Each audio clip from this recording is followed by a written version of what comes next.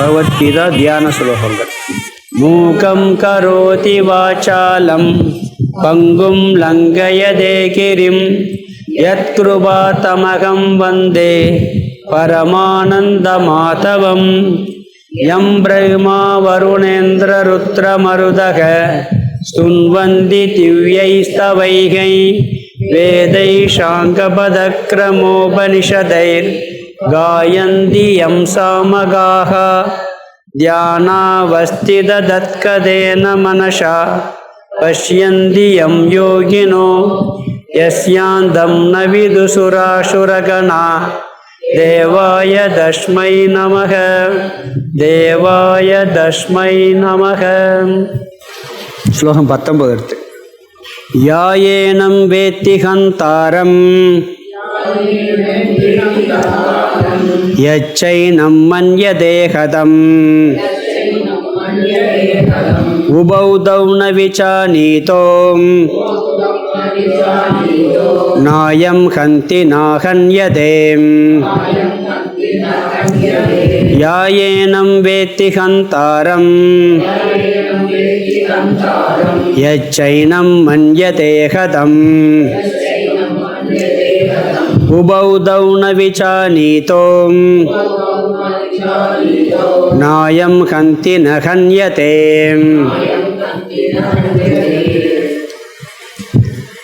பகவத்கீதை 2வது அத்தியாயம் சாங்கிய யோகம். 18 ஸ்லோகம் நம்ம பார்த்து முடிச்சிருக்கிறோம். இந்த அத்தியாயத்தில் ஆரம்பத்தில் அர்ஜுனன் சிஷ்யனாக மாறுகின்றான். பிறகு பகவான் உபதேசத்தை ஆரம்பிக்கின்றார். அதற்கு முன்னாடி சொன்னதெல்லாம் மேலோட்டமாக சொல்கிறாரு. இவன் சிஷ்யனாக மாறின பிறகு முறையாக உபதேசத்தை அவர் ஆரம்பிக்கிறார் பகவான். அதில் முதல்ல எல்லா துயரத்துக்கும் காரணம் அறியாமை அப்படிங்கிற காரணம் சொன்னார். ஒவ்வொரு துயரத்திற்கும் ஒவ்வொரு காரணம் இருக்கலாம். ஆனால் அடிப்படையான காரணம்னு பார்த்தா நம்மளுடைய அறியாமை. அப்போ அறியாமைதான் காரணம்னா அறியாமை போச்சுன்னா துக்கம் போயிடும். அறியாமை போகணும்னா அறிவு வேணும். அப்போ ஞானம், அறிவுனா ஞானம். அஞ்ஞானம்தான் துயர காரணம். இப்போ துயரம் போகணும்னா அஞ்ஞானம் போகணும், அஞ்ஞானம் போகணும்னா ஞானம் வேணும். எதை பற்றிய ஞானம் சொன்னால் நம்மை பற்றிய ஞானம்.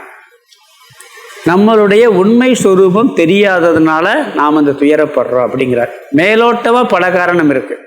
ஆனால் ஃபண்டமெண்டல் பேசிக்கான காரணம் என்ன? நம்மளுடைய உண்மை சொரூபம் தெரியவில்லை, அதுதான் காரணம் சொன்னார். அதனால் என்ன பலன் கிடைக்கும் போது அனைத்து துயரங்களிலிருந்தும் விடுதலை அடைகிறான். இருப்பாருக்கோ இறந்தாருக்கோ கவலைப்படுவதில்லை. 3 காலம். இப்போ வர்ற கவலை பழசை நினச்சி கவலைப்படுறது, எதிர்காலத்தை நினச்சி கவலைப்படுறது, 3மே போயிடும். இப்படி தானே கவலைப்படுவோம். அதை விட்டு வேறு என்ன இருக்க போகுது? ஒன்று கடந்த காலத்தை நினச்சி கவலைப்படுவோம், இல்லாட்டி எதிர்காலத்தை நினச்சி கவலைப்படுவோம், இல்லாட்டி இருக்கிற காலத்தில் கவலைப்படுவோம். இந்த 3 கவலையுமே போய்விடும் அப்படின்னு சொன்னார். பிறகு 12வது ஸ்லோகத்திலிருந்து ஆத்ம தத்துவம் ஆரம்பித்தார். 12லேருந்து 25 வரைக்கும் ஆத்ம தத்துவம். ஆரம்பத்திலேயே முக்கியமான கருத்தை சொல்ல ஆரம்பிச்சிட்டார். ஏன்னா பேசிக் இதுதான் அப்படிங்கிறதுக்காக சொல்லிட்டார். அதனால் 25 வரைக்கும் கொஞ்சம் டல் அடிக்கும். அதுக்கப்புறம் எல்லா கருத்துக்களும் மாறி மாறி வரும். அது வரைக்கும் இந்த ஆத்மா ஆத்மா ஆத்மா தான். அதனால் சில நேரங்களில் அது கொஞ்சம் எரிச்சலாக இருந்தாலும் இருக்கும். பரவாயில்ல, இன்னும் ஒரு 2 கிளாஸ் அதுக்கு போய் வேறு டாபிக் போயிடலாம். அதில் என்ன சொன்னார்? ஆத்மா நித்தியம், அனாத்மா அனித்தியம்னார். ஒரு பொழுதும் நானோ நீயோ இந்த அரசர்களோ இல்லாமல் இருந்ததில்லை, இல்லாமல் போகவும் மாட்டோம். அப்புறம் எது இல்லாமல் போகுதுன்னா உடல் அழிஞ்சாலும் எல்லோரும் இருப்போம்னார். இந்த உடல் எப்பயுமே அழிஞ்சு போயிடும், எல்லாருடைய ஆத்மாவும் அழியாமல் இருக்கும். அதனால் நீ சண்டை போடலாம் அப்படிங்கிறதுக்காக சொல்கிறார். ஏன்னா பீஷ்மர் துரோணருடைய ஆத்மாவை பற்றி அவன் கவலைப்படுறான். எந்த ஆத்மாவும் அழியாதுன்ட்டார். உன் ஆத்மா வழியாது, ஏன் ஆத்மா வழியாது, இங்கே இருக்க எல்லாருடைய ஆத்மாவும் அழியாது, அழிக்க முடியாது. அதை திருப்பி டெவலப் பண்ணுறார். 13வது ஸ்லோகத்தில் ஆத்மா நிர்விகாரக அனாத்மா விகாரக. உடலுதே மாறிக்கிட்டே இருக்குமே ஒழிய ஆத்மா மாறாது. அதற்கு ஒரு 3 உதாரணம் வேற சொன்னாருங்க. குழந்தை பருவம், இளமை பருவம், முதுமை பருவம், இது 3 பார்க்குறோம். சின்ன வயசுல இருந்த உடம்பு இளமையில இல்லை, இளமையில இருந்த உடம்பு முதுமையில இல்லை. இது மாறிக்கிட்டே இருக்கு. நான் மாறுறேனா? நான் அதை கவனிக்கிற நான் இருந்துக்கிட்டே இருக்கேன். அது இருக்கக்கூடிய இந்த உடலில் உரைகின்ற ஆத்மா என்றும் அப்படியே இருக்கு. எல்லாத்தையும் பார்க்குற எனக்கெல்லாம் ஞாபகம் இருக்கேன். நான் மாறிக்கிட்டே இருந்தேன்னா எனக்கு தெரியாது. சின்ன வயசுல எப்படி இருந்தேன்னு தெரியுது, இளமையில் எப்படி இருந்தேன்னு தெரியுது, முதுமையில் எப்படி இருக்கேன்னு தெரியுது. அதனால் இந்த 3 பருவமும் மாறுகிறது, ஆத்மா மாறாதது அப்படின்னு சொன்னார். 3 மாற்றம் மட்டும் சொன்னார் இங்கே. பிறகு 14, 15 இந்த 2 ஸ்லோகத்தில் அனாத்ம தர்மத்தை சொன்னார். நான் ஆத்மாவை பற்றி கவலைப்படலை, இந்த உடல் அழியுதுன்னு கவலைப்படுறேன் அப்படின்னு சொன்னால், உடலுக்குன்னு சில தர்மம் இருக்குது. என்ன தர்மம் இருக்குது? குளிர் வெப்பம், இன்ப துன்பம், இதெல்லாம் உடம்புக்கு வரத்தையும் செய்யுது. மனசுக்கும் வருது, உடம்புக்கும் வருது. இது இயல்பு. இதை மாற்ற முடியாது. மாற்ற முடியாதுன்னு என்ன? நாம் உடம்புக்கு வரக்கூடிய கஷ்டத்தை நீக்க முயற்சி பண்ணலாம். ஆனால் முடியாத பட்சத்தில் அக்செப்டன்ஸ் தான் முக்கியமான வழி. ஏற்றுக்கொள்ள வேண்டும். மரணத்தை யாராலும் தடுக்க முடியுமா? உடம்பு அழிவது ஒரு தர்மம். யார் உடம்பு அழியாமல் இருக்கு? எல்லாரும் உடம்பு அழிஞ்சுக்கிட்டு தானே இருக்கு. நான் உடம்பு அழியக்கூடாதுன்னு என்னைக்கு வச்சிருக்க முடியும்? அப்படியெல்லாம் ஒருவேளை அழியாமல் இருந்துச்சுன்னா நம்ம வீட்டில் இருக்க முடியாது. சொல்லியிருக்கேன் அன்னைக்கு. தாத்தா வீட்டில் இருந்தால் எப்படி இருக்கும்?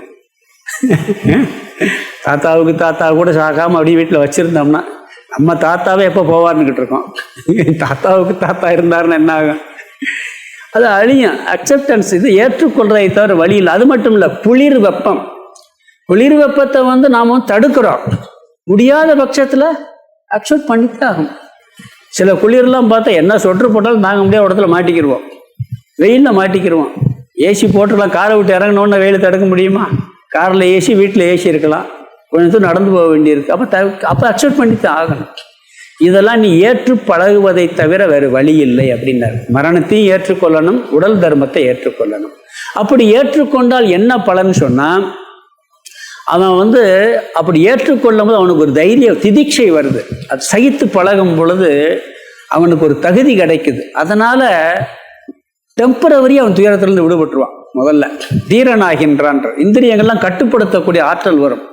அதனால் டெம்பரவரியாக துயரத்திலிருந்து விடுபட்டுருவான். பிறகு மோட்சத்திற்கு தகுதியும் கிடைக்கிறது அப்படின்னு சொன்னார். திருப்பி ஆத்ம தத்துவத்தை 16 ஆரம்பித்தார். ஆத்மா சத்தியம், அனாத்மா மித்தியா. இது ரொம்ப முக்கியமான கருத்துன்னு சொன்னேன். இந்த உலகத்தில் உபனிஷத்தின் சாரமே அதுதான். பிரம்மன், ஆத்மா, சத்தியம். அது என்னைக்கும் அழியாது, எப்பொழுதும் இருப்பது. மற்ற அதை தவிர எல்லாமே காட்சிக்கு இருக்கு, அனுபவத்துக்கு இருக்கு. நாம் எல்லாம் பயன்படுத்திக்கிட்டு இருக்கோம். ஆராய்ச்சி பண்ணி பார்த்தா உண்மையிலே இல்லை. அதில் தான் வாழ்கிறோம். இந்த கிளாஸே மித்தியா தான். மித்தியாவில் தான் தத்துவத்தை புரிஞ்சுக்கிறோம். ஆத்மா சத்தியம்ங்கிறதே மித்தியாவில் தான் புரிஞ்சுக்கிறோம். அதே பெரிய ஆச்சரியமாக இருக்கு. ஆனால் உண்மையிலே பார்த்தா இல்லை. அன்னைக்கு திருப்பி சொல்லுவேன், ஒரு நிகழ்ச்சி நடந்தால் அந்த செகண்டோட முடிஞ்சு போகுது. எந்த காலத்துலையும் எத்தனை கோடி வருஷம் ஆனாலும் வராது. இந்த வகுப்பு இனிமேல் எத்தனை கோடி வருஷம் கழிச்சாலும் வருமா? இத்தனை பேர் இதே இடத்துல உட்காந்து இதே வகுப்பு, இதே வார்த்தை வருமா? வரவே வராது. ஆனால் பயன்படுது, இருக்கு, அவ்வளவுதான். இது உலகத்தில் எல்லா விஷயமும் அப்படித்தான் நடந்து போய்கிட்டே இருக்கு. அதெல்லாம் இருக்கு, வாழ்கிறோம், அவ்வளவுதான். அதுக்கு சத்தியத்துவம் இல்லை. ஆனால் இதையெல்லாம் பார்க்கின்ற அறிகின்ற ஆத்மா என்றும் நிலையாக அழியாமல் சத்தியம் முக்காலத்திலும் இருப்பது. கடந்த காலம், நிகழ்காலம், எதிர்காலம் எப்பொழுதும் இருப்பது சத்தியம் அப்படிங்கிறத பார்த்தோம்.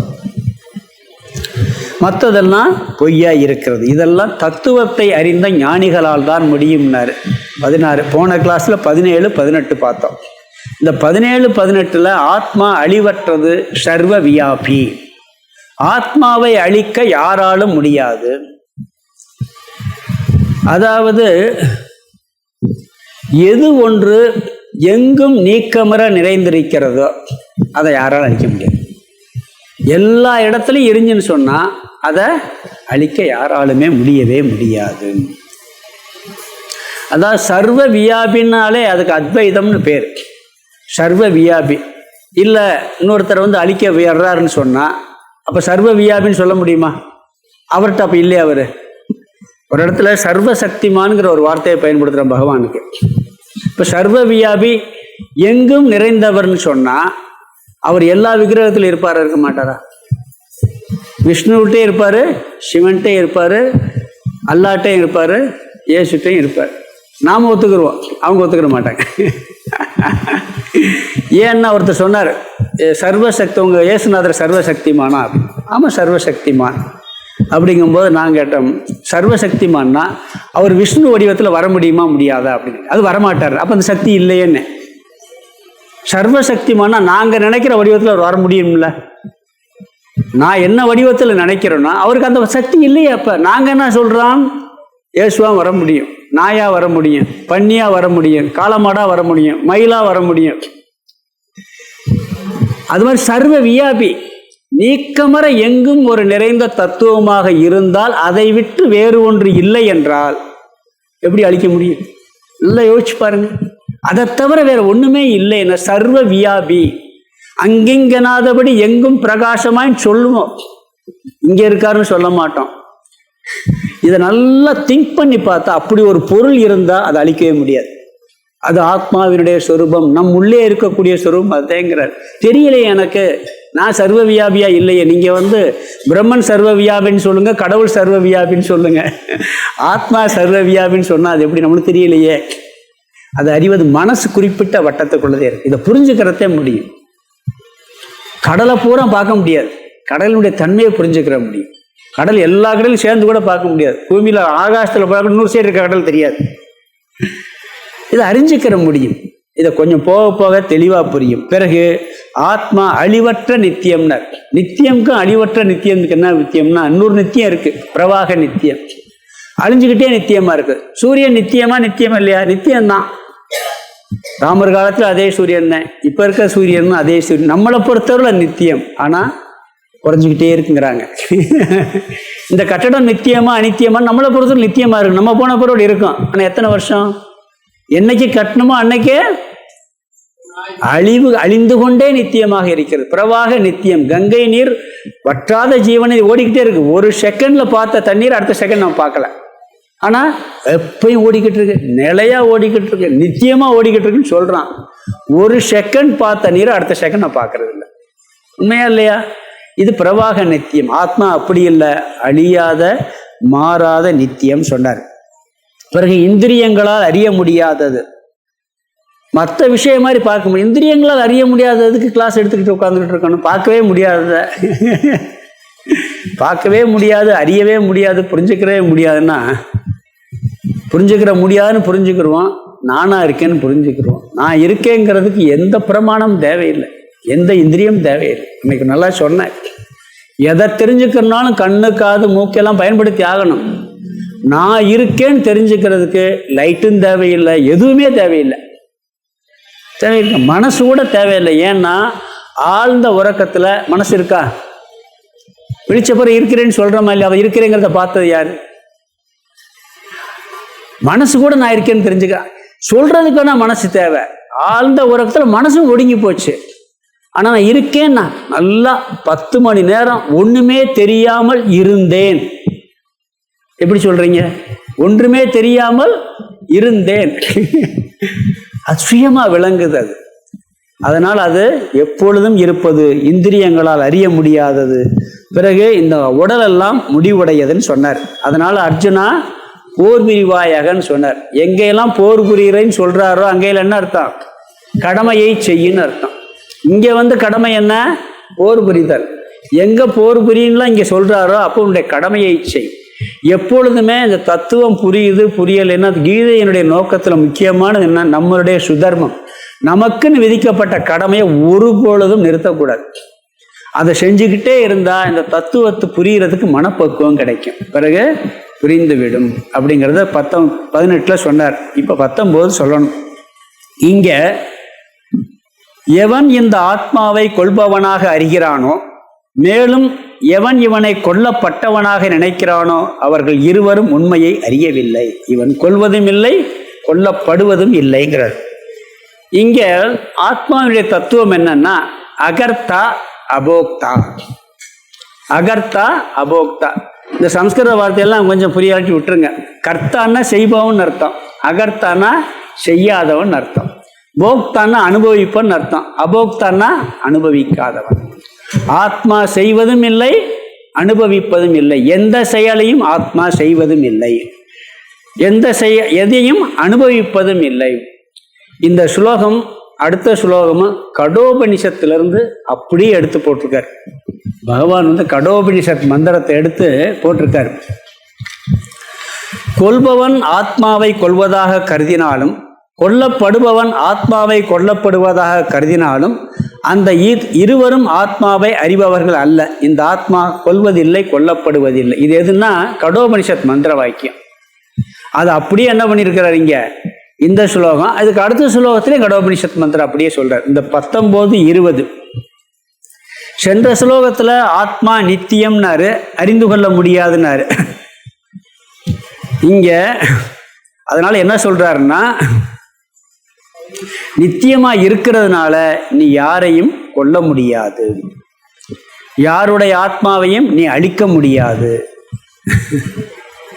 அர்ஜுனனுக்கு சந்தேகம் வரலாம், இந்த உடலை அழிக்கும் செயல் செய்யலாம், செயல் செய்ய வேண்டியது இருக்கே, உடல் அழியும் சொல்லிட்டீங்க, அந்த உடல் அழிக்கிற செயல் செய்கிற இல்லைன்னா ஆத்மா அந்த செயலையும் செய்யாது.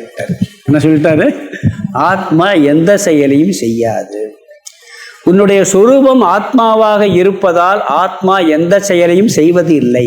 கர்த்தா அல்ல, அகர்த்தா. ஆத்மா எதுவும் செய்வதில்லை. வசதியா போச்சு, எல்லா தப்பையும் பண்ணிட்டு நான் செய்யறது இல்லைன்னு சொல்லிடலாம். செய்யறதெல்லாம் செஞ்சுட்டு நான் செய்யறது இல்லைன்னு சொல்லாம இல்லையா? ஆத்மா எதையும் செய்யறது இல்லைன்னா சொல்லாம சொல்லக்கூடாதா? ஒருத்தர் மாட்டை போட்டு ரொம்ப அடிச்சுக்கிட்டே இருந்தான். அவர் தோட்டத்தில் ஏதோ கொஞ்சம் போல கடிச்சிருச்சு, ரொம்ப அடிச்சுக்கிட்டே இருந்திருக்கான். அடிச்சுக்கிட்டே இருந்த உடனே கொஞ்சம் கிளாஸ் எல்லாம் கேட்டிருக்கான், என்னப்பா மாட்டை போட்டு அடிக்கிறேன்னு இருக்காரு. அடிக்கிறேன்னு சொன்ன, நான் அடிக்கலை, நான் ஆத்மா அடிக்கிற, கைதை அடிச்சிச்சு. நான் விவசாயம்ல யார் பண்ணா? நான் தான் பண்ணேன். நெல் யார் பயிரிட்ட? நான் தான் போட்டேன். தண்ணி யார் பாய்ச்சி? நான் தான் போட்டேன். எவ்வளோ கஷ்டப்பட்டு பண்ணேன்னு தெரியுமா? ஆனால் மாட்டை அடித்தது மட்டும் நான் அடிக்கலை, ஏன்னா கையை அடிச்சான், உடல் அடிச்சுச்சான். அவர் உடனே சொன்னாரான், நான் உடனே ஆத்மா அடிக்கலை, உன் கையத்தையும் அடிக்கிறேன்னு சொல்லி கையை அடிச்சாரான். தத்துவத்தை தப்பாக புரிஞ்சுக்கிற கூடாது. எந்த அடிப்படையில் எங்கள் தர்மத்தை செய்யும் பொழுது கரெக்டாக செய்யணும், அறிவில் புரிஞ்சுக்கிற வேண்டிய விஷயம். அது எப்படி பார்ப்போம், கொஞ்சம் கொஞ்சம் போக இந்த கிளாஸ் முடிகிறதுக்குள்ளே தெளிவாக அது தெரிஞ்சிடாது, அப்போ பார்க்கலாம். அதாவது பீஷ்மர் துரோனுடைய சொரூபம் ஆத்மாவாக இருப்பதால் அவருடைய ஆத்மா கொல்லப்படுவதில்லை.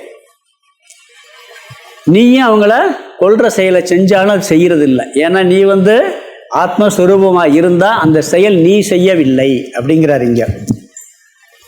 கொலை உண்பவன் அந்த கொலையை அனுபவிக்கிறான்ல, அவனுக்கும் போக்தா. அது ஒரு செயலை அனுபவிக்கும் போது ஆத்மா இங்கே போர்க்களமாக இருக்கிறதுனால அந்த கொலைங்கிற செயலை இங்கே சொல்கிறார். இங்கே கர்த்தானா செய்பவன், போக்தானா அனுபவிப்பவன். இந்த ரெண்டுமே ஆத்மாவுக்கு கிடையாது. சமையல் செய்கிறோம், அதுக்கு பேர் என்ன பேர்?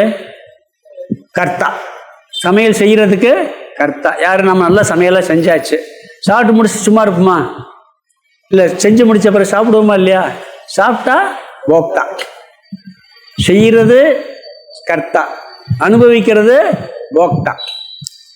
செயல் செய்பவன் பிறகு என்ன பண்ணுறான்? அனுபவிப்பு. இது ரெண்டு தான் நம்ம செய்கிறத தவிர எதாவது செய்கிறோமா? காலையிலேருந்து நைட்டு வரைக்கும் இது ரெண்டு தான். ஒன்று செயல் செய்வோம், இல்லாட்டி அனுபவிப்போம். கர்த்தாவா நல்லா தானே இருக்குது, இதை போய் ஏன் வேணாங்கிறீங்க? அதை செய்யக்கூடாதுன்னு சொல்லலை. அதாவது சில பேர் என்ன பண்ணுவாங்கன்னா கர்த்தாவை இருக்கவே மாட்டாங்க. சாப்பிட வேண்டியது, தூங்க வேண்டியது, உண்ணா உறங்கணும், விழிச்சா உண்ணணும் அப்படின்னாரா ஒருத்தர்.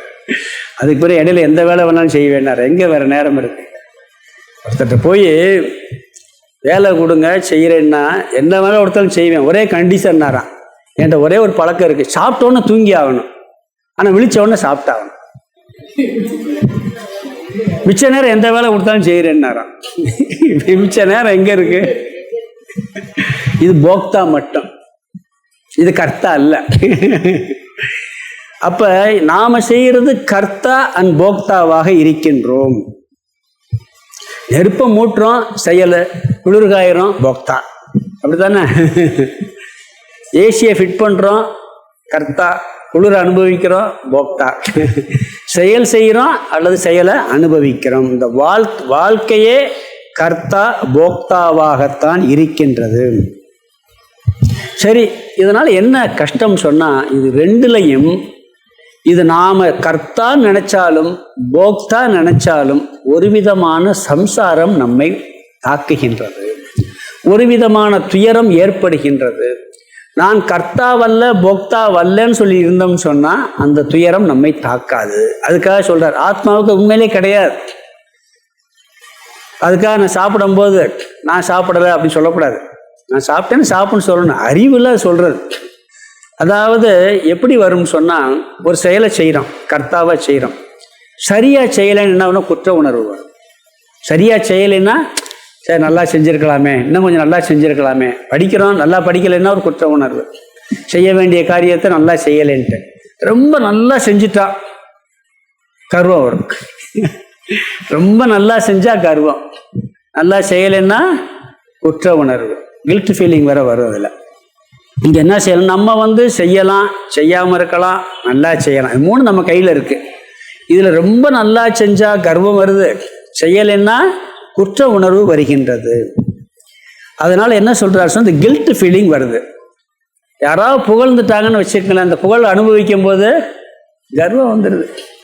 உன்னை மாதிரி யாராவது செய்ய முடியுமா அப்படின்னு ஒருத்தர் சொல்லிட்டாருன்னு வச்சுக்கங்களேன், என்ன வரும், அப்படியே புகழுக்கு அடிமையாகி மெய் மறந்து போயிடுவோம், நம்மளையே மறந்துடுவோம். செய்கிறோமா இல்லைங்களா? சரி நல்லா செய்யலைன்னு திட்டினா குற்ற உணர்வு வரும். இது ரெண்டுமே நம்மளுக்கு வருது. இந்த செயல்னாலையும் சரி, அனுபவிக்கிறதும் சரி. படிக்க வேண்டிய வயசில் படிக்கலைன்னா குற்ற உணர்வு, கல்யாணம் முடிக்க வேண்டிய வயசில் கல்யாணம் முடிக்கலைன்னா குற்ற உணர்வு, சம்பாதிக்க வேண்டிய சம்பாதிக்கலைன்னா குற்ற உணர்வு, கூடுதலாக சம்பாரிச்சிட்டா கர்வம். சின்ன வயசுலேயே ஓவராக சம்பாரித்து பெரிய பதவிக்கு போயிட்டான்னு வச்சுக்கோங்க, கூடுதலாக தலக்கணம் வந்துடும், அப்புறம் ஆடுவார், அப்புறம் அதுலேயும் பிரச்சனை வருது. அதனால் இது என்ன சொல்கிறாருன்னு சொன்னால், இது உண்மையிலேயே நம்ம செய்கிறது இல்லை.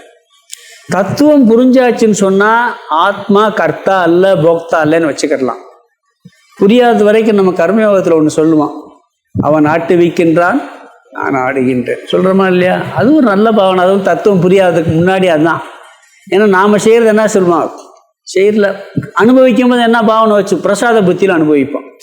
கடவுள் கொடுத்துருக்கிறாரு, ஏதோ அனுபவிக்கிறேன் அப்படின்னு அனுபவிக்கிறோமா இல்லைங்களா? நல்லா உழைப்போம், 50 லட்சம் லாபம் வந்துக்கிட்டு இருக்கு. ஒரு வட்டம் 45 லட்சம் வந்துருச்சு, பயங்கர சோகமாயிருது. லாபத்தில் 5 லட்சம் தான் குறைஞ்சிருக்கு. ஆனால் என்ன ஒரு துக்கம், கஷ்டம், சந்தோஷப்படுறமா இல்லை, வரல ஒரு துக்கம் வருது. இதெல்லாம் என்னன்னா கர்த்தா போக்தாங்கிற எண்ணம் நம்மளுக்கு இருக்கிறதுனால இதில் என்ன ஆகுது, நம்மளுக்கு ஒரு துக்கம் வருகின்றது. இப்போ பார்த்தீங்கன்னா நமக்கு யாராவது ஒருத்தர்னால ஒரு நல்ல சுகம் கிடைச்சிருக்கு, சந்தோஷம் கிடைச்சிருக்கு, நிறைய நன்மை பண்ணியிருப்பார். அப்போ அதெல்லாம் என்ன பண்ணுவோம்னா நம்ம அப்படியே நல்லா அவரை பற்றி பாராட்டும். ஒரு கெட்டது பண்ணியிருப்பார், யாராவது ஒருத்தர் நம்மளுக்கு ஒரு கெடுதல் பண்ணியிருப்பார், நல்லதெல்லாம் மறந்து போயிடும். என்னங்க, அந்த கெட்டதை மட்டும் நினச்சி லைஃப் ஃபுல்லாக அவனு சுற்றி காமிச்சிக்கிட்டே இருப்போம். இது கர்த்தாங்கிற அந்த புத்தி இருக்கிறதுனால தான், போக்தாங்கிற புத்தி இருக்கிறதுனால தான். இது இல்லாமல் ஆத்மாங்கிற தன்மைக்கு போயிடுச்சுன்னா இதை மாற்ற முடியும். கொஞ்சம் கஷ்டம். இதெல்லாம் தெரிஞ்சு வச்சுக்கிறோம். இப்போதைக்கு போக போக அது புரியும் நம்மளுக்கு. அதாவது இந்த அகங்காரம் எப்பயுமே பார்த்தீங்கன்னா சுகத்தை ஏற்றுக்கிறோம், துக்கத்தை ஏற்றுக்கிறார். அவன் எனக்கு இவ்வளோ கஷ்டத்தை கொடுத்துட்டான் அப்படின்னு கற்றாயிடுவோம். இந்த கில்ட் அண்ட் கர்ட் இது ரெண்டுமே இந்த கர்த்தாவிலையும் போக்தாவிலையும் கவனமாக கையாளலாம். தத்துவம் புரிஞ்சுன்னா ஆத்மா எதையும் செய்யறதில்லை, செய்விப்பதில்லைன்னு நினச்சிக்கிடலாம். புரியலைன்னு வச்சுக்கங்களேன், ஏதோ நான் முடிஞ்ச அளவுக்கு செய்கிறேன், பகவான் நம்மளை செய்ய வைக்கிறாரு, அவர் கொடுக்கறத அனுபவிக்கிறேன் தர்மமா அப்படின்ட்டு போயிடலாம். இது கர்மயோகத்துக்கு வரும். அது பின்னாடி விரிவாக பார்க்க போகிறோம். தத்துவம் புரிஞ்சா இது ரெண்டுமே. பிறகு இங்கே கேள்வி என்னன்னா, கர்த்தாவா போக்தாவான்னு சொன்னால், இந்த கர்த்தாவாக இருப்பதும் போக்தாவாக இருப்பதும் உடலும் மனமும் தான், ஆத்மா கிடையவே கிடையாது. வியாசர் ஆத்ம தத்துவம் உணர்ந்தவர். அவர்கிட்ட என்ன பண்ணியிருக்கிறாங்க, ஒரு நதி தண்ணி போயிருந்திருக்கு நிறையா. இப்போ இந்த வேலை பார்க்குற பெண்கள்லாம் ஆற்றை கடந்து போகணும், வழி பண்ணுங்கன்னு கேட்டாங்களாம். ஏதாவது சாப்பாடு இருந்தால் கொடுங்க அப்படின்னு கேட்டாராம். நல்லா சாப்பிட்டாராம். சாப்பிட்டுட்டு நான் இன்று சாப்பிடாதது உண்மையாக இருந்தால் இந்த ஆறு வழி விடட்டும்னாராம். நல்லா சாப்பிட்டு உடனே ஆறு வழி விட்டு செய்வார். எந்த அடிப்படையில் சொன்னார்னு சொல்லுவாங்கன்னா, நான் ஆத்மா சாப்பிட்டது உடம்பு, நான் ஆத்மாங்கிற அடிப்படையில் சொன்னார் அப்படிம்பாங்க. அதை அந்த அளவுக்கு இவருடைய ஆத்ம தத்துவம் ஊறி இருக்கு. அதனால என்னன்னு சொன்னா, உடல் தான் கர்த்தாவாகவும் போக்தாவாகவும் இருக்கும். மனமும் உடலும் அனுபவிக்கும். மனமும் உடலும் செயல்படும். ஆத்மா எதையும் செய்வதும் இல்லை, அனுபவிப்பதும் இல்லை. இங்கே இப்போ எதுக்கு இதை சொல்கிறாருன்னு சொன்னால், போர்க்களமாக இருக்கிறதுனால கொலை செய்வதும் இல்லை, கொலை உண்பதும் இல்லைன்ட்டார். ஒருத்தனை வெட்டி கொள்கிறான், ஆத்மா வெட்டாது. அந்த வெற்றவையும் பாதிக்கப்படுற துன்பத்தை அனுபவிக்கிறல்ல, அது கொலை உண்பதும் இல்லைங்கிற வார்த்தையை சொல்கிறார். அதனால் இங்கே என்ன சொல்கிறாருன்னா, முதல் வரியில் யாயேனம் வேத்தி ஹந்தாரம், யார் இந்த ஆத்மாவை கொள்பவனாக அறிகின்றானோ, யார் இந்த ஆத்மாவை நான் உன்னை வெட்டி கொள்றேன்னு சொல்கிறான்ல, இங்கே என்ன போர்க்களத்தில் நம்ப வச்சு கொல்ல போகிறான், நான் தான் கொள்றேன்னு நினச்சான். பிறகு அடுத்த வார்த்தை ஏச்ச ஏனம் மன்யதே கதம், இந்த ஆத்மாவை கொல்லப்படுவதாக அவன் என்னை கொன்னுட்டான்னு நினைக்கிறான் பாருங்க, என்னை கொல்ல வர்றான். நான் கொல்லப்படுபவன், நான் கொள்கின்றவன், இந்த ரெண்டுமே ஆத்மா செய்யாது. கொலை உண்பதும் இல்லை, கொல்வதும் இல்லை. இந்த ஆத்மா கொள்கின்றது என்று அறிவதும், அதாவது செயல் செய்கிறது என்று நினைப்பதும், இந்த செயலின் பலனை அனுபவிப்பது, கொண்டாந்து அந்த பலன் அனுபவிக்கிறாரு கொல்லப்படுபவன் தானே, அந்த போக்தாவாக நினைப்பதும் ரெண்டுமே தப்பு. ஆத்மா கொல்வதும் இல்லை, கொல்லப்படுவதும் இல்லை. போர்ல பல பேரை கொல்ல வேண்டியிருக்கு, அதனால நான் கர்த்தான்னு நினைக்க வேண்டியிருக்கு. அதனால என்ன சொல்றாரு, நீ கர்த்தா அல்ல, ஆத்மாவா நினைச்சீன்னா நீ செய்கிறது இல்லை. சொல்லுவான் கடைசியில் கூட, நான் இப்படி கொண்டுட்டேன், நான் கர்ணனை கொல்லும்போது அர்ஜுனன் சொல்லுவான், நான் கொன்னேன்பான், நீ எங்கே கொன்னேன் பாரு. அவர் அதுக்கு முன்னாடி 10 பேர் கொண்டுட்டாங்க பாரு. கர்ணனை ஏற்கனவே எத்தனையோ பேர் கொண்டு வரிசை அடுக்குவார் அவர். அந்த அடிப்படையில் இவ்வளவு போயிச்ச பிறகு நான் கொண்டேன்னு சொன்னான், கொல்வதும் இல்லை, கொல்லப்படும் சொன்ன பிறகு அர்ஜுன் என்ன பண்ணுறான், நான் கொண்டேங்கிறான். புத்தி உடனே வராது, ஏன்னா அதெல்லாம் கொஞ்சம் பயிற்சியில்தே வரும். அதனால் அங்கே சொல்கிறார், இரண்டுமே சரியான அறிவு இல்லை அப்படிங்கிறார். உபவ் தௌ ந விசாநீதக, அவர்கள் இருவரும் அறியவில்லை. ஆத்மா கொல்லப்படுவது என்பதும் கொல்வது என்று யார் நினைக்கிறாங்களோ அவர்கள் உண்மையை அறியவில்லைங்கிறார்.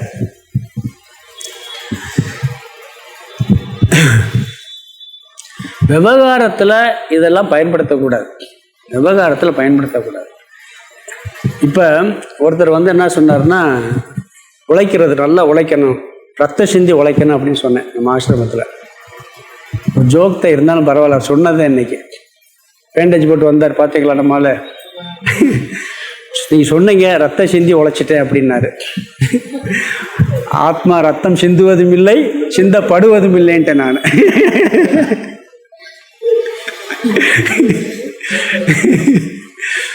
கிளாஸ்க்கு அவருக்கு சொன்னோன்னு அவர் சொன்னார், நம்ம அந்த கிளாஸ்க்கு நடத்த நம்ம சொல்லணுமா இல்லை, சிரிச்சிட்டாப்ல. ஆத்மா ரத்தம் சிந்துவதும் இல்லை, சிந்தப்படுவதும் இல்லைன்னு சொல்லி. மாதிரி இதெல்லாம் அறிவில் சாப்பிட்டாச்சான்னு கேட்டால் ஆத்மா சாப்பிட்றது இல்லை, ஆத்மா போக்தாலேன்னு சொல்லக்கூடாது, நான் தான் சாப்பிட்டேன்னு சொல்லணும். அங்கே ஆத்மா சாப்பிட்றேன்னு சொன்னீங்கன்னா அவ்வளோதான், நாளைக்கு சாப்பாடு கிடையாது போன்றுவாங்க அப்புறம் வீட்டில். சமைக்க சொல்ல, நான் சமைக்கிறதுல ஆத்மா தான் சமைக்க அப்படின்னு சொன்னேன், ஆத்மா சமைக்கிறதுலேன்னு சொன்னால் அப்புறம் எப்படி சாப்பிட்றது? இதெல்லாம் அறிவில் புரிஞ்சுக்கிறணும். அதே சொன்னேன், அர்ஜுனனுக்கு இவ்வளோ உபதேசம் பண்ண பிறகு நான் கொண்டேன்னு சொல்கிறான்னா உடனே எப்படி வர்றது? நாளாக நாளாக அறிவில் வரும். நம்மளுக்கு துக்கம் வரும் பொழுது அந்த நேரம் தத்துவம் பயன்படும். இவ்வளோதான்ப்பா செஞ்சேன், அவ்வளோதான், முடியலை, இது உடலுடைய தர்மம், அவ்வளோதான் முடியும், இதுக்கு மேலே கிடையாது, என்னுடைய சொரூபம் இது சம்மந்தப்படும். இதெல்லாம் செஞ்சோம்னா அந்த பாப புண்ணியம் நம்மளை பாதிக்காதுப்பாங்க. இதெல்லாம் நல்லா உள்ளே போயிடுச்சுன்னா, அதனால் என்ன சொல், நாயம் கந்தினா கன்யதை, இந்த ஆத்மா கொல்வதும் இல்லை, கொல்லப்படுவதும் இல்லை. இதுதான் இந்த ஸ்லோகத்தினுடைய சாரம். ஒவ்வொரு விஷயமா சொல்லிட்டு வர்றார், அழிவதில்லை, நித்தியம், இதெல்லாம் சொல்லிட்டு இங்கே என்ன சொல்றாரு, செய்வதும் இல்லை, செய்யப்படுவதும் இல்லை, அனுபவிப்பதும் இல்லை. அதுதான் ஸ்லோகத்துக்கு அர்த்தம் பார்த்துடலாம். யாயேனம் வேத்தி ஹந்தாரம், யக யான்னா யக யார், ஏனம் இதைனா இந்த ஆத்மாவை, வேத்தி ஹந்தாரம், ஹந்தாரம்னா கொள்பவனாக, வேத்தின்னா அறிகின்றானோ, யார் இந்த ஆத்மாவை கொள்பவனாக அறிகின்றானோ. முதல் வரி இந்த முதல் பகுதியில். ரெண்டாவது பகுதி ய ச ஏனம் மன்யதே கதம், அதை பிரித்தோம்னா சைனம் இருக்கு, ய ச ஏனம், யக சனம், சான்னா மேலே மேலும், யகன்னா யார், மேலும் யார், ஏனம் இந்த ஆத்மாவை மன்யதே கதம், கதம்னா கொல்லப்படுவதாகவும், மன்யதே நினைக்கின்றானோ, மேலும் யார் இந்த ஆத்மாவை கொல்லப்படுவதாகவும் நினைக்கின்றானோ. முதல் வரி முதல் பகுதி யார் இந்த ஆத்மாவை கொள்பவனாக அறிகின்றானோ. இரண்டாவது பகுதி மேலும் யார் இந்த ஆத்மாவை கொல்லப்படுவதாகவும் நினைக்கின்றானோ. இரண்டாவது வரியில உபௌ தௌ ந விசானீதக, உபௌ தௌனா அவர்கள் இருவரும், இந்த ரெண்டையும் நினைக்கிற இருவரும், ந விசானீதக உண்மையை அறியவில்லை, இவங்கெல்லாம் தத்துவத்தை புரியவில்லை. அடுத்து ந அயம் கந்தினா கன்யதே, ந அயம், அயம்னா இவன் இந்த ஆத்மா, ந கந்தி அதை சேர்த்துக்க, ந கந்தினா கொள்வதும் இல்லை, ந கன்யதே கொல்லப்படுவதும் இல்லை. யார் இந்த ஆத்மாவை கொள்பவனாக அறிகின்றானோ, மேலும் யார் இந்த ஆத்மாவை கொல்லப்படுவதாகவும் நினைக்கின்றானோ, அவர்கள் இருவரும் உண்மையை அறியவில்லை. இந்த ஆத்மா கொள்வதும் இல்லை, கொல்லப்படுவதும் இல்லை. இது கடோபனிஷத்துல 1வது அத்தியாயம் 2வது பகுதி 19வது மந்திரத்தில் உள்ள பகுதி. இங்கு ஆத்மா அகர்த்தா அபோக்தா, செய்வதும் இல்லை, நாம சாதனை காலங்கள் எப்படி நினைக்கக்கூடாது. நான் செய்யும்போது என்ன நினைக்கிறோம், அவர் ஆட்டுவிக்கிறாரு, நான் செய்கிறேன், அவருடைய கருணையினால செய்கிறேன், அனுபவிக்கும் போது அவர் கொடுத்த பிரசாதத்தை அனுபவிக்கிறேன். இது சாதனை இல்லை. தத்துவம் புரிஞ்சா நான் செய்பவனும் இல்லை, அனுபவிப்பனும் இல்லை அப்படிங்கிற கருத்து. அடுத்து 20 ஸ்லோகம் படிக்கலாம். ந ஜாயதே மிரியதே வா கதாச்சினம் நாயம் பூத்வா பவிதா வா ந பூயக அஜோ நித்ய சாஸ்வதோயம் புராணோ ந கன்யதே கன்யமானே ஷரீரே ந ஜாயதே மிரியதே வா கதாச்சின நாயம் பூத்வா பவிதா வா ந பூயக அஜோ நித்ய சாஸ்வதோயம் புராணோ ந கன்யதே கன்யமானே ஷரீரே.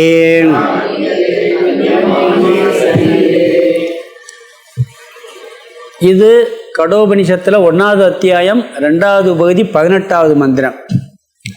அங்க இந்த ஆத்மா பிறப்பதில்லை, இறப்பதில்லை, எதனிடமிருந்து தோன்றவில்லை, இதனிடமிருந்து எதுவும் தோன்றவில்லை, என்றும் உள்ளது அப்படின்ட்டு இந்த ஆத்மா உடல் கொல்லப்படும் பொழுதும் இந்த ஆத்மா கொல்லப்படுவதில்லை. அது கடோபனிஷத் மந்திரம். இங்கே என்ன சொல்கிறாருன்னு சொன்னால், அப்படியே போட்டிருக்காரு, ஒரு சில வார்த்தைகள் தான் மாறி இருக்கே ஒளி, அந்த மந்திரத்தை அப்படியே இந்த 2 சுலகம் கொடுத்துருக்கிறார். ஆத்மா மாறாதது, அனாத்மா 6 விதமான மாற்றங்கள் உடையது. இங்கே 6 விதமான மாற்றங்கள் சொல்லலை, இந்த 6 விதமான மாற்றங்கள் ஆத்மாவுக்கு இல்லைன்னு சொல்கிறார். ஆனால் உடலுக்கு 6 விதமான மாற்றங்கள் இருக்கு. அது என்னன்னு பார்க்கலாம். சென்ற ஸ்லோகத்தில் கொல்வதும் இல்லை, கொல்லப்படுவதும் இல்லைன்னார், செய்வதும் இல்லை, அனுபவிப்பதும் இல்லைனார், கர்த்தா அபோக்தான்னார். அத இங்க அனுபவிக்கப்படுவது ஆத்மா, அனாத்மா அனுபவிக்கப்படுவது மாறுவது, ஆத்மா அனுபவிக்கப்படாதது மாறாதது. இந்த உடல் அனுபவிக்கப்படுவது மாறுவது, ஆத்மா அனுபவிக்கப்படாதது மாறாதது. ஆத்மா என்னைக்கு மாறாது. எப்பயுமே ஒரு செயல் நடந்துச்சுனாலும் சரி, ஒன்று அனுபவிச்சாலும் சரி, அது மாற்றத்துக்கு உட்பட்டதாகத்தே இருக்கு. ஒரு செயல் செய்யணும்னா அது மாறிக்கிட்டே தான் இருக்கு. ஒரு செயல் நடக்குதுன்னா அங்கே ஒரு மாற்றம் இருக்கு. ஒன்று அனுபவிச்சா அங்கே ஒரு மாற்றம் இருக்கு. இப்போ நீர் இருக்கு, தண்ணியை சூடு பண்ணுறோம், அது என்ன ஆகும், குளிர்ச்சியாக இருக்கிறது மாறி சூடாக மாறும், இல்லாட்டி பிற ஆவியாக போகும். செயல் செய்யும் பொழுது அங்கே ஒரு மாற்றம் நடந்துதான் ஆகும். அதே மாதிரி நம்ம அனுபவிக்கிறோம், ஏதாவது ஒரு பொருள் சாப்பிட்றோம், அது என்ன அந்த பொருள் அப்படியேவா இருக்கா, மாறிடும், மாற்றத்துக்கு உட்படும். அனுபவிக்கப்படாதது எதுவோ அதுதான் மாறாது. எது செயல் செய்யாமல் இருக்கோ அதுதான் மாறாமல் இருக்கும். இங்க என்ன சொல்றாருன்னா, உடல்ல 6 விதமான மாற்றங்கள்ங்கிறார். அதை சுலோகத்தில் சொல்லலை, நம்ம விளக்கம் பார்க்கும்போது ஆத்மா மாறாதுங்கிறதுக்காக உடலை பார்க்குறோம். அங்கே 3 சொன்னார், இளமை பருவம், வாலிப பருவம், குழந்தை பருவம், வாலிப பருவம், வயோதிகம்னார். இங்க என்ன சொல்றாருன்னா, இந்த உடம்பு முதல்ல இல்லாம இருந்து இருக்கு, கர்ப்பத்தில் வருது, இருக்கு, ஒண்ணுமே இல்லை. அப்புறம் என்ன பண்ண, திடீர்னு என்ன அங்க ஒன்று உருவாகி இருக்கு, கர்ப்பத்தில் வாசம் செய்கிறது, இருக்கிறது. பிறகு என்ன பண்ணுது, ஜாயதே, பிறக்கிறது. அஸ்தி முதல்ல இருக்கு, பிறகு பிறக்குது. ஜாயதே, பிறகு வர்த்ததே, வளருது, வளர்ந்து நிற்குதா, மாற்றம் அடைஞ்சிக்கிட்டே இருக்கு உடம்பு. பிறகு என்ன பண்ணுது, ஒரு குறிப்பிட்ட மாற்றத்துக்கு பிறகு தேயுது, அது பிறகு வளராது, தேயும், பிறகு டோட்டலாக அழிஞ்சு போயிடும். இப்படி 6 மாற்றம் இருக்கு. இது ஆத்மாவுக்கு இல்லைங்கிறார். ஏற்கனவே சுலோகம் 13 ஆத்மா நிர்விகாரகன் ஒரு வார்த்தை சொன்னார். அதாவது மாறாதது, உடம்பு மாறுவதுன்னு ஒன்று சொன்னார். அதில் தான் 3 சொன்னார், இளமை பருவம், குழந்தை பருவம், முதுமை பருவம் சொல்லி. இங்க 6 விதமான மாற்றங்கள். எப்படின்னு பார்க்கலாம். ஒன்று, உடலுக்கு 6 மாற்றங்கள் இருக்கு, ஆத்மாவுக்கு இல்லை. அயம், இந்த ஆத்மா ந ஜாயதே மிரியதே வா கதாச்சித்து. அதாவது இறப்பது என்பது எப்பொழுதும் இந்த ஆத்மாவுக்கு இல்லை. பிறப்பது என்பதும் இறப்பது என்பதும் இல்லை. இது 2 மாற்றம் உடம்புக்கு இருக்கு. உடம்பு என்ன பண்ணுது, பிறக்குது, இறக்குது. இது 2 ஆத்மாவுக்கு இருக்கான்னா இல்லவே இல்லை. இந்த ஆத்மா ஒரு பொழுதும் பிறப்பதும் இல்லை, இறப்பதும் இல்லை. பிறகு எது பிறக்குது, எது இறக்குது? இந்த உடல் பிறக்கிறது, இறக்கிறது. உடல் இல்லாமல் இருந்து பிறகு பிறக்குது, பிறகு இருந்து பிறகு இறக்குது. இது இங்க 2 மாற்றம் வந்துருச்சு. முதல் மாற்றம் இருக்கு, பிறகு என்ன பண்ணுது, பிறக்கின்றது, ஜாயதே. 2வது மாற்றம்.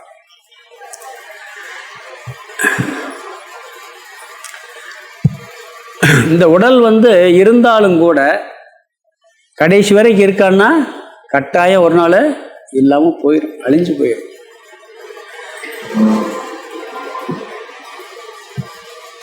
ஆனா ஆத்மா என்றும் இறப்பதே இல்லை. எப்பொழுதும் ஆத்மாவுக்கு இறப்பு என்பது இல்லை. கதாச்சித்துங்கிறார்.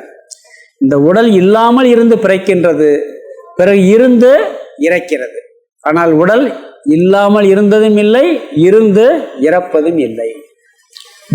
இந்த கடோபனிஷத் மந்திரத்தில் என்ன சொல்லுதுன்னு சொன்னீங்கன்னா, அதில் ஒரு வார்த்தை வருது. அதாவது இதனிடமிருந்தும் எதுவும் தோன்றவில்லை, இதுவும் எதனிடமிருந்தும் தோன்றவில்லை. ஒரு அருமையான வார்த்தை அது. ஒரு முஸ்லீம் அன்பர் ஒருத்தர் வண்டியில் எழுதி போட்டிருந்தார் காரில், அல்லாவிடமிருந்து எதுவும் தோன்றவில்லை, அல்லாஹ் யாரிடமிருந்து தோன்றவில்லை. அல்லாஹ் யாரிடமிருந்தும் தோன்றவில்லை, அல்லாவிடமிருந்து யாரும் தோன்றவில்லை. நம்ம டாக்டருடைய நண்பர் தான் அவர், ஒரு காரில் எழுதி போட்டிருந்தார். நான் கேட்டேன், இதுக்கு என்ன அர்த்தம்னு கேட்டேன். அல்லாஹ் யார்கிட்ட பிறக்கலை, அவருக்கு எந்த குழந்தையும் இல்லை. எவ்வளவு சாதாரணமாக நினச்சி பேசுகிறாங்க பாருங்க. நான் சொன்னேன் பெரிய தத்துவம், ஒரு உபனிஷத் மந்திரம் அப்படின்னு சொன்னேன் அவங்ககிட்ட. அதுக்கு தான் உங்களுக்கு பைபிள் போட்டிருக்கு, பிரம்மன் யாரிடமிருந்து தோன்றவில்லை. பிரம்மனிட அது கூட தெரிஞ்சுக்கலாம், அவருக்கு அவர் யார்ட்டையும் பிறக்கலைன்ட்டு. பிரம்மனிடமிருந்து உலகம் வந்திருக்கு நாம சொல்றோமே, அல்லாவிடமிருந்து யாரும் தோன்றவில்லை, அதிலிருந்து எதுவும் தோன்றவில்லைன்னு அது எப்படின்னா நாம தான் சொல்றத கரெக்டா. பிரம்மனிடமிருந்து எதுவும் தோன்றவில்லை. 16வது ஸ்லோகத்தில் பார்த்த மித்தியா, உண்மையிலே தோன்றலையா, தோன்றுவது மாதிரி ஒரு காட்சியா இருக்கு நம்ம தத்துவம் சொல்லு. இது நம்ம ஹிந்து மதத்துலதான் அதை புரிஞ்சுக்கிற முடியும். வேறவங்க அவர் ஏதோ புரிஞ்சு எழுதியிருக்கலாம், ஆனா அவங்களால அதுக்கு சரியான விளக்கம் சொல்ல முடியும். ஒருத்தர் சொன்னேன், அவரே ஆச்சரியப்பட்டார். இன்னொரு பெரிய ஒரு முஸ்லீம் தலைவர்கிட்ட சொன்னேன், இப்படிலாம் இருக்குது, எடுத்து அவங்க இதில் போட்டிருக்காங்கன்னு சொன்னேன். அப்ப எதுக்கு சொல்லணும், பிறப்பதும் இல்லை இறப்பதும் இல்லை, அதனிடமிருந்தும் எதுவும் பிறக்காது. ஏன்னா ஒன்று மட்டும் இருக்கும்போது என்ன பண்ண முடியும், அது மட்டுமாகத்தான் இருக்கும். இது முதல் மாற்றம். இல்லாமல் இருந்து உண்டாவதில்லை. ந பூத்வா பூயக ந பாவிதாங்கிறார். திருப்பி இல்லாமல் போவதில்லை. இது ஒரு கருத்து. அடுத்தது, இந்த பிறப்பதில்லை இறப்பதில்லை என்பதற்கு விளக்கம் தான். இதுல பார்த்தீங்கன்னா மீண்டும் சொல்றார், அஜக நித்தியக சாஸ்வதக, பிறவாதது, நித்தியமானது, தேயாதது. உடம்பு என்ன பண்ணும்? பிறந்து வளரும், மாறும், தேயுமா இல்லையா? உடம்பு தேய்தா தேய்கிறது இல்லையா? குறிப்பிட்ட இதுக்கு மேலே உடம்பு வளராது, தேய ஆரம்பிச்சிடும். ஒவ்வொன்றா தேய்தா இல்லையா? முதல்ல தேய்கிறது எது? முட்டி. எல்லாருக்கும் முட்டி வலிதான் முதல்ல வருது, முட்டி தான் தேயுது. ஆத்மா தேயாது. முட்டி வலி வரும்போது என்ன நினைக்கிறேன்? நான் ஆத்மா, எனக்கு தேய்ப்பானே இல்லைன்னு நினச்சிக்கிற வேண்டியதுதான். வேற என்ன பண்ணுறது? ஆத்மா தேயாது. அது மட்டும் இல்லை, அது வளர்றதும் கிடையாது, பிறக்கிறதும் இல்லை, நித்தியமாக எப்பொழுதும் இல்லை. மரங்கள், செடி, கொடி எல்லாமே ஒரு எல்லை வரைக்கும் தான். அதுக்கு பிறகு என்ன ஆகும்? அதுக்கு மேலே வளரவே பிறகு என்ன பண்ணால் குறைய ஆரம்பிச்சு, மாறும், தேயும். தேய்மானம் எப்படின்னா ஒரு லிமிட்டுக்கு மேலே தேஞ்சிக்கிட்டே போய் பிறகு கடைசியில் நம்ம இல்லாமல் போய்விடும். பிறகு புராணகன் ஒரு வார்த்தை சொல்கிறார். புராணகன்னா யாண்டும் தன்மயமானது, வளராததுன்னு அர்த்தம். நம்ம புராணம்னா என்ன சொல்கிறோம்னா பழமையானதுன்னு ஒரு வார்த்தை பொதுவாக சொல்லுவோம். ஏன் பழமையானதுன்னு சொல்கிறோம்னு சொன்னால், அது ரொம்ப காலமாக இருக்குது, இன்னைக்கு வரைக்கும் இருக்குது. பழமையானது இப்போ இருக்குன்னு என்ன அர்த்தம்? இன்றைக்கும் புதுமையாக இருக்குது. அப்போ இருந்து இப்போ வரைக்கும் இருக்குன்னு என்ன அர்த்தம்? அது வளராமல் அப்படியே இருக்குது. புராணகன்னா அது என்றும் பழமையாக இருந்தாலும் புதுமையாக இருக்கிறது, அழியாததாக இருக்கும், வளராததாக இருக்கும். புராணம் அப்படின்னு சொன்னாலே அது என்றைக்கும் இருப்பதுன்னு அர்த்தம். அதனால புராணக, ஆத்மா புராணகங்கிறாரு. இதுதான் என்றைக்கு இருப்பது. ஒன்ற பொருளை என்னைக்கு இருக்குன்னு சொல்லிட்டீங்கன்னு சொன்னால் அதை விட பழமையான ஏதாவது சொல்ல முடியுமா? என்றும் இருக்குன்னு சொல்லியாச்சுன்னு சொன்னால் அதுக்கு முந்தினது ஏதாவது இருக்குமா? அந்த வார்த்தையை தப்பாயிருமா இல்லையா? அப்போ புராணங்கிற வார்த்தை சொல்லலாமா சொல்லக்கூடாதா? பழமையானதுன்னு சொல்லும் பொழுது அது என்றும் இருக்கிறது, அதுதான் இருக்கிறதுலே பழமையானதாக இருக்க முடியும், அதுதான் இருக்கிறதுலே புதுமையானதாக இருக்க முடியும். என்றும் அப்படிங்கிற வார்த்தை சொல்லியாச்சுனாலே, என்றும் எப்பொழுதும் இருப்பதுங்கிற வார்த்தையை பயன்படுத்தினா அதை விட பழசு ஒன்று கிடையவே கிடையாது. இந்த ஆத்மாவுக்கு காலம் சொல்ல முடியாது. நீங்கள் எதுக்கு வேணாலும் அதுக்கு முன்னாடி, கிருஷ்ணருக்கு முன்னாடி ராம அவதாரம் சொல்லலாம், ராம அவதாரத்துக்கு இன்னொரு அவதாரம் சொல்லலாம். ஆத்மாவுக்கு கோடி கோடி கோடி வருஷத்துக்கு முன்னாடி ஆத்மா இருந்துச்சுன்னா இருந்துச்சு, இன்னும் கோடி கோடி வருஷத்துக்கு ஆத்மா இருக்கும், இப்போ இருக்கா இருக்கும். பழமைக்கும் எப்பொழுதுமே இருப்பதுன்னு சொல்லியாச்சுன்னா அதை விட பழமையானது ஒன்று கிடையவே கிடையாது. அதனால் இருக்கிறதுல பழமையான எதை சொல்ல முடியும்? இந்த ஆத்மாவத்தை சொல்ல முடியும். அதுக்காக புராணகங்கிற ஒரு வார்த்தையை சொல்றாரு. இந்த உடம்போட ஒப்பிட்ட சூரியன் பழமையானதுன்னு சொல்லலாம் நம்மளை பொறுத்தவரையில். ஆனால் சூரியனுக்கும் அழிவு இருக்கு, அதுவும் அனாத்மா தான். இது அதுக்கும் முந்தினது, பழமையானது, புதுமை. சூரியன் என்ன சொல்ற, இன்னைக்கு புதுமையா இருக்குன்னு சொல்றோமா இல்லையா? சூரியன் என்னைக்கும் அழியா இருக்கு. ராமர் காலத்துலயும் இருந்துச்சு, கிருஷ்ணர் காலத்துலயும் இருந்துச்சு, எப்பொழுதும் இருக்குன்னு சொல்றான். அந்த பழமையாகவும் இருக்கு, புதுமையாகவும் இருக்கு. நம்மளை உடம்பை பொறுத்தவரை, ஆனால் அது ஆத்மா, அது அழிய போகுது. அது மாதிரி ஆத்மாங்கிறது எப்பொழுதுமே பழமையானது, புதுமையானது. இந்த சரீரத்துக்கு அந்த கணக்கே கிடையாது, ஒரு குறிப்பிட்ட எல்லை தான். அது பிறகு என்ன ஆகுது? டோட்டலாக அழிஞ்சு போகிறது. இருப்பது, பிறப்பது, வளர்வது, தேய்வது, அழிவது, 5 நிலை அடையுது. 5 நிலையும் மாற்றத்தை அடைவது. அது 6வது மாறுவதுன்னு ஒரு வார்த்தையை சொல்லுகிறார். இருக்கு, பிறக்குது, வளருது, தேயுது, அழியுது. இந்த 5 எப்படி நடக்குது? மாறி மாறி நடக்குது. அப்போ மாறுவது. 6 மாற்றம் வந்துருச்சா? இந்த 6 நிலை இந்த அனாத்மாவான உடலுக்கு உண்டு, ஆனால் ஆத்மாவுக்கு இல்லை. அதனால நம்ம என்ன பண்ணணும்? தேயுதுன்னு கவலைப்படக்கூடாது, அழியுதுன்னு கவலைப்படக்கூடாது. தர்மம், உடல் தர்மம். ஆனால் இதை அத்தனையும் நான் பார்த்துக்கிட்டே இருக்கேன். இந்த உடலில் 6 மாற்றங்களையும் நான் பார்க்கின்றேன், நான் மாறுவதில்லை. தெரியுதா இல்லைங்களா? எல்லாத்தையும் அனுபவிக்கிறோம், எல்லா மாற்றத்தையும் பார்க்குறோம். எனக்கு நல்லா பார்வை தெரிஞ்சு, இப்போ மங்களா இருக்குது, இப்போ சரியாக தெரியலை, அந்த 3ஐயும் நான் அனுபவிக்கிறேன். காது நல்லா கேட்டுச்சு, இப்போ கேட்கல, அதையும் அனுபவிக்கிறேன். ஒவ்வொரு உறுப்பும் நல்லா வேலை செஞ்சதையும் அனுபவிக்கிறேன், வேலை செய்யாததையும் அனுபவிக்கிறேன். நான் மாறாமல் இருந்தால் தான் இந்த உடல் மாற்றங்களை எல்லாம் அனுபவிக்க முடியும். உடலுக்கு எல்லா மாற்றங்களும் உண்டு. இதை அனுபவிக்கின்ற, இதற்கு ஆதாரமான எனக்கு, ஆத்மாவாகி எனக்கு எந்த மாற்றமும் இல்லை. நான் எந்த மாற்றத்தையும் அடையாத ஒரு ஆத்ம தத்துவம். இதுக்கெல்லாம் 6 விதமான மாற்றங்கள் உண்டு. இந்த மாற்றம் மாற்ற முடியாத ஒரு தத்துவம்னு புரிஞ்சுக்கிட்டாலே கொஞ்சம் கவலை போயிடும். ஆத்மாவை புரிஞ்சுக்கிறோமா புரியலையா? இந்த உடம்பு மாற்ற இந்த விஷயத்தை மாற்ற முடியுமா? பிறந்துருச்சு, வளராமல் தடுத்துருவீங்களா? பிறந்தவுடன் இந்த வயசு இப்படித்தான் இருக்கணும். இந்த சினிமாவில் இந்த குழந்தை நட்சத்திரம் இருக்குது பார்த்தீங்களா, அதில் இன்ஜெக்ஷன் போட்டு வளர விடாமல் பண்ணுவாங்களாம். அதனால் ரொம்ப பாதிப்பெல்லாம் ஏற்பட்டுருக்குறாங்க. அப்புறம் அதுக்கு தடை பண்ணியிருக்காங்க. அதை அந்த அதே ஸ்டேஜில் இருக்கிறது அப்படிலாம் பண்ணதாக கேள்விப்பட்டேன். அதுக்கு குறிப்பிட்ட எல்லை தான். அது பிறகு என்ன ஆகும்? பிறகு என்ன வளராமன்னா இருக்கும். பிறகு தேய ஆரம்பிச்சிரு பிறகு அழிய ஆரம்பிச்சிரு. இந்த தர்மங்கள் அனாத்மாவினுடையது, இது ஆத்மாவுக்கு அல்ல.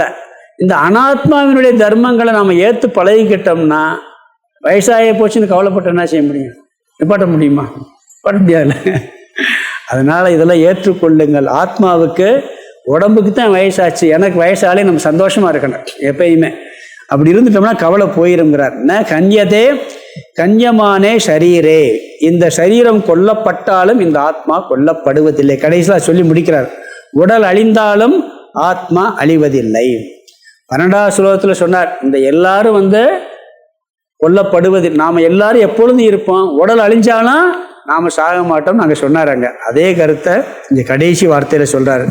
அயம் ந கன்யதே கன்யமானே சரீரே, இந்த ஆத்மா கொல்லப்பட்டாலும், இந்த சரீரம் கொல்லப்பட்டாலும் ஆத்மா கொல்லப்படுவதில்லை. பிறகு மனசை பற்றி சொல்ல, மனசு யாரு? அனாத்மாதான். மனசுல மாற்றம் இருக்கா இல்லையா? இருக்கு.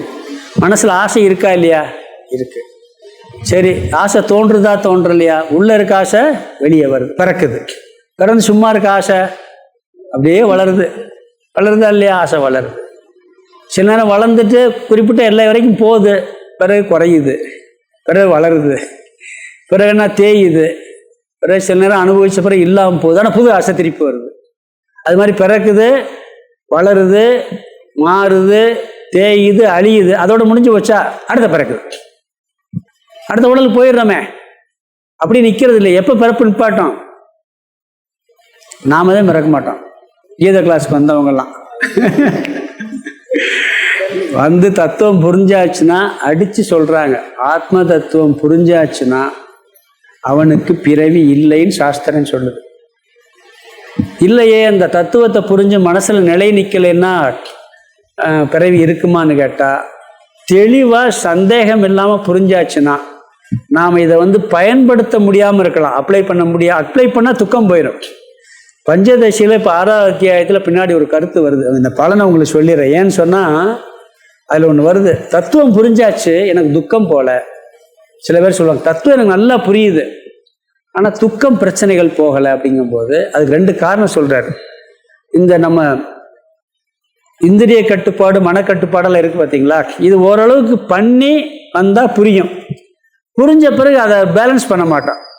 அப்படி இல்லாமல் இருந்தால், வைராக்கியம் விவேகமெல்லாம் இருந்தால் ஓரளவுக்கு துக்கம் போயிடும். அது போன பிறகு தத்துவம் புரிஞ்சிருச்சுன்னு வச்சுங்க, அந்த வைராக்கியம் விவேகம் கண்டினியூ பண்ணலைன்னா துக்கம் போகாதான், ஆனால் பிறக்க மாட்டானா.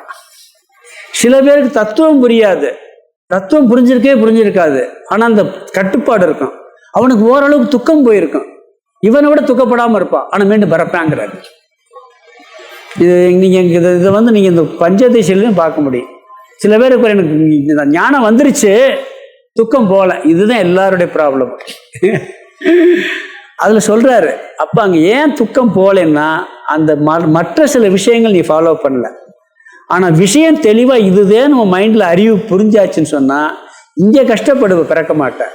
அவனுக்கு புரியாமல் இருக்கலாம், ஆனால் அந்த கட்டுப்பாடு வைராக்கியருக்கு சுகமாக இருப்பான், துக்கத்தை மீறுவான், ஆனால் மீண்டும் பிறப்பான். ஏன்னா அறியாமல் போகல. எங்கே அறியாமல் போகுதோ அங்கே தான் பிறக்க முடியும்.